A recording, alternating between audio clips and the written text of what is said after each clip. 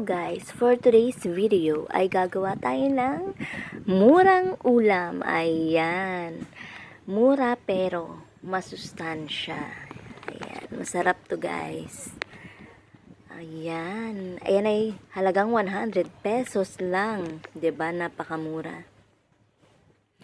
Ayan, at tinanggalan ko na nga ng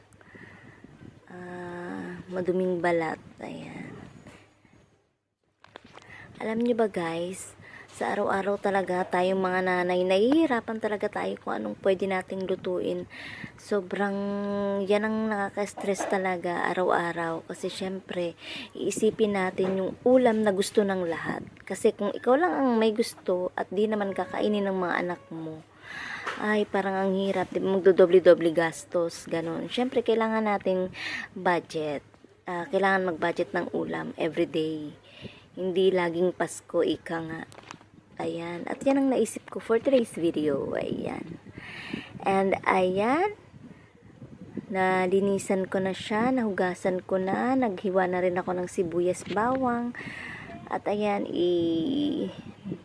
sasalang ko na siya para mabilis. Ayan. At padating na rin ang aking mister. So, nagluluto talaga ako guys, yung alam kong 30 minutes o 1 hour before dumating yung asawa ko para mainit pa pagdating niya. At syempre, ganun talaga eh. Syempre mas masarap talaga pag mainit.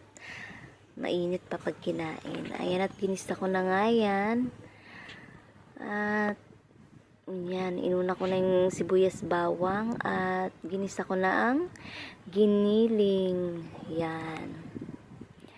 At sa halagang 100 pesos lang guys may ulam na. Yan. Yan lang ang rotation ko everyday. Mag-isip ako ng pwedeng gulay or kahit anong gulay. Basta ang sasaw ko lang mga ganyan. Or minsan sardinas. Papaya na may sardinas. Masarap din yun. Minsan naman sayote. Yan. Kumakain naman ng ganun mga anak ko. Kaya tsaka mas mabilis. Mas mabilis maluto. Gisa-gisa lang. Konting pakulo and ready na, ready to eat, 'di ba? Kaysa bibili ng lutong ulam, di natin alam kung safe ba 'yon or paano ginawang pagluto, 'di ba?